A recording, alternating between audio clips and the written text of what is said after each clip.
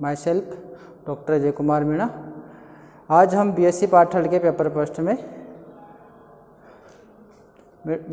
First के धातु संक्रमण धातु संकुलों में धातु लिगेंड बंधन के बारे में अध्ययन करेंगे।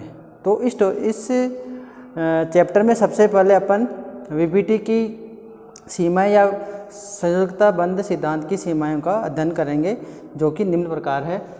सबसे पहले है संकल धातु आयन के रंग। वीबीटी हालांकि संक्रमण धातु संकुलों के ज्यामिति चुंबकीय गुणों की व्याख्या करने में सफल रहा, फिर भी इसमें कुछ कमियां थी, जैसे कि धातु संकुल आयन या विलयन के अंदर इनके संकुल आयन रंग दिखाते हैं, जिसकी व्याख्या वीबीटी नहीं कर सकता। हम जानते हैं कि कोई भी धातु अणु या परमाणु आयन विजिबल लाइट से विकिरण का उत्सर्जन करता है तो वो रंगीन दिखाई देता है। इसका कारण वीबीटी के द्वारा नहीं दिया गया। फिर दूसरा कारण है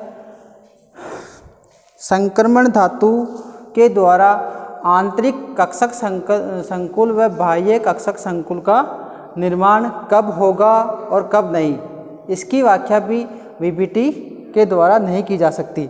अपन यहाँ जानते हैं कि आंतरिक कक्षक व बाह्य कक्षक संकुल क्या होते हैं।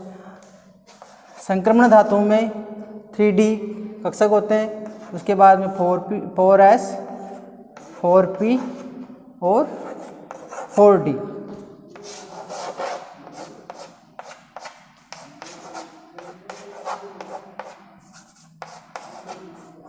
और ये 4D। यदि संकुल के निर्माण के समय यदि 3D कक्षक को यदि बंध बनाने के काम में लिया जाता है तो बनने वाले संकुल को अपन आंतरिक कक्षक संकुल बोलेंगे। और यदि संकुल के निर्माण में 4D कक्षक का उपयोग होता है बंध बनाने में तो उसको अपन बाह्य कक्षक संकुल बोलते हैं, जिसकी व्याख्या वीबीटी के द्वारा नहीं की जा सकती। तो ये दूसरी कमी है।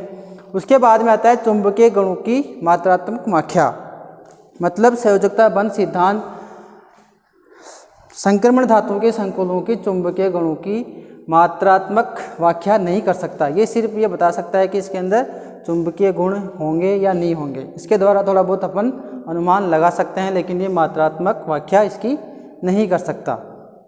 फिर उसके बाद में आता है CuH2 की विकृत ज्यामिति। यहाँ पे hexa aqua copper second ion है, इसकी ज्यामिति विकृत होती है, अर्थात इसके अंदर 4 H2 तो समान बंध दूरी पे होते हैं, साथ ही इसके 2 H2 परमाणु अलग दूरी पे होते हैं, जिसकी व्याख्या वीबीटी के द्वारा नहीं की जा सकती, अर्थात इसका स्पष्टीकरण वीबीटी नहीं दे सका। तो ये भी इसके अंदर एक कमी रही।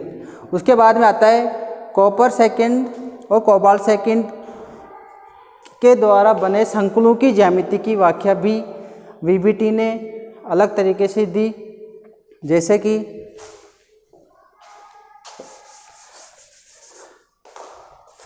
कोबाल्ट सेकेंड का कोई संकुल है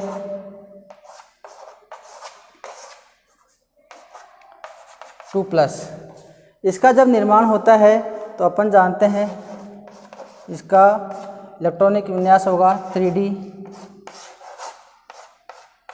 7 4S2 4P 0।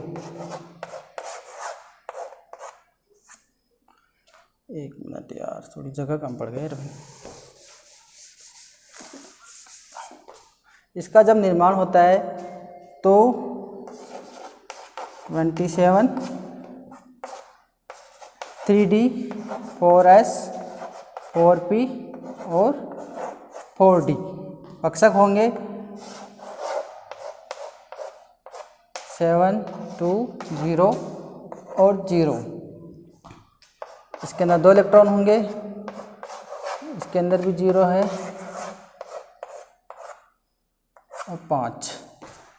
इसमें जब इलेक्ट्रॉन भरे जाएंगे तो हुंड के नियम अनुसार भरे जाएंगे। लेकिन जब कोबाल्ट एक्साइटेड स्टेट में आता है या उत्तेजित अवस्था में आता है तो इसका इलेक्ट्रॉनिक विन्यास निम्न प्रकार से हो जाएगा। अर्थात यहाँ पे 4s0 2 इलेक्ट्रॉन निकल जाने की वजह से यहाँ पे 2+ इसकी ऑक्सीडेशन स्टेट हो जाएगी और बाकी में वही स्थिति रहेगी। लेकिन जब कोबाल्ट से 6s2 लिगेंड के रूप में इसके पास में आता है बंध बनाने के लिए, तो इनके जो इलेक्ट्रॉन है 3D कक्षक के उनका युग्मन कुछ इस तरह से हो जाता है। तो ये दोनों का यहाँ हो जाएगा, लेकिन यहाँ जो बचा हुआ एक इलेक्ट्रॉन है यहाँ से उत्तेजित होकर इस कक्षक में यानी 4D में चला जाता है VBT के अनुसार। ये 4 और ये 6s2 के उपस्थिति में, तो ये D2sp3 संकरण के द्वारा इसकी अष्टफल के स्ट्रक्चर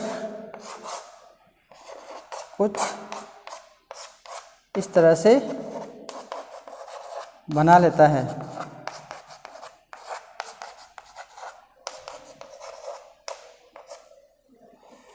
ठीक है, तो इसके अंदर एक इलेक्ट्रॉन 3D से 4D के अंदर चला जाता है VBT के अनुसार।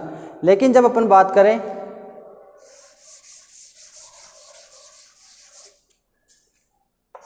कॉपर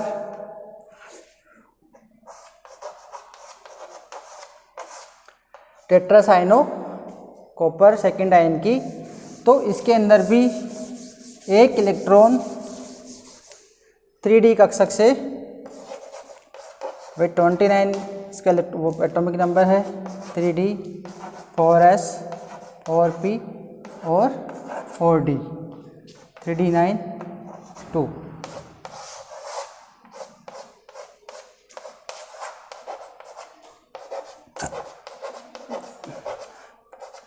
ग्राउंड स्टेट के अंदर इसका इलेक्ट्रॉनिक विन्यास कुछ इस तरह से होगा।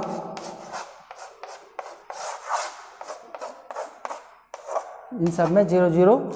लेकिन जब ये उत्तेजित अवस्था में आएगा तो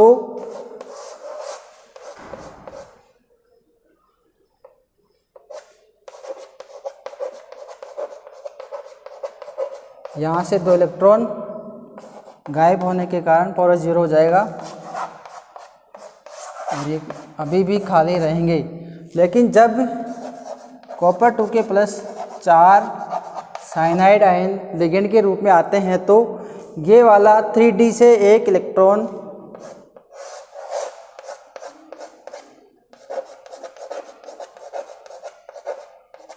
यहाँ जो इलेक्ट्रॉन उपस्थित था वो 4D के अंदर आ जाता है।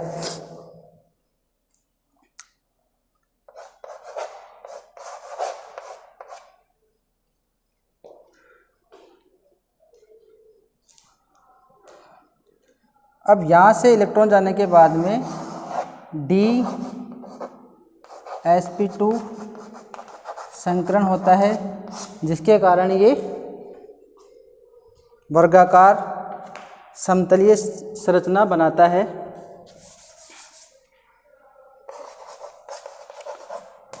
इस तरह से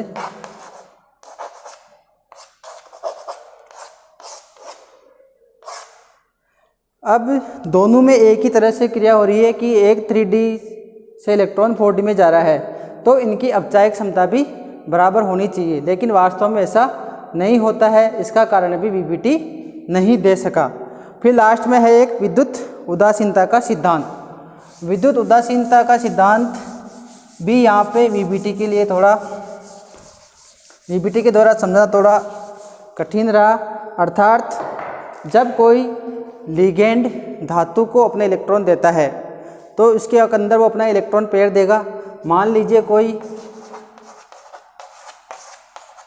ये कोई धातु संकुल है, तो यहाँ 6 लिगेंड अपने सारे इलेक्ट्रॉन इसको देंगे, मेटल को, सेंट्रल मेटल को।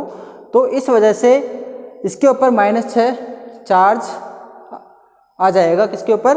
केंद्रीय धातु परमाणु के। इस वजह से इस संकुल की स्टेबिलिटी नगण्य होनी चाहिए, क्योंकि जितना ज़्यादा माइनस आवेश इसके ऊपर होगा उतनी इसकी स्थायित्वता कम होती जाएगी। तो इसको समझाने के लिए बाद में पॉलिंग ने अपना सुझाव दिया। उसने कहा कि यदि ऐसे संकुल हो जिसके पास ऋण आवेश की मात्रा यदि 0 या 0 के लगभग करीब हो तो वो स्थायी हो सकते हैं। जैसे कि उसने बाद में एग्जाम्पल दिया बेरियम के 2 संकुल,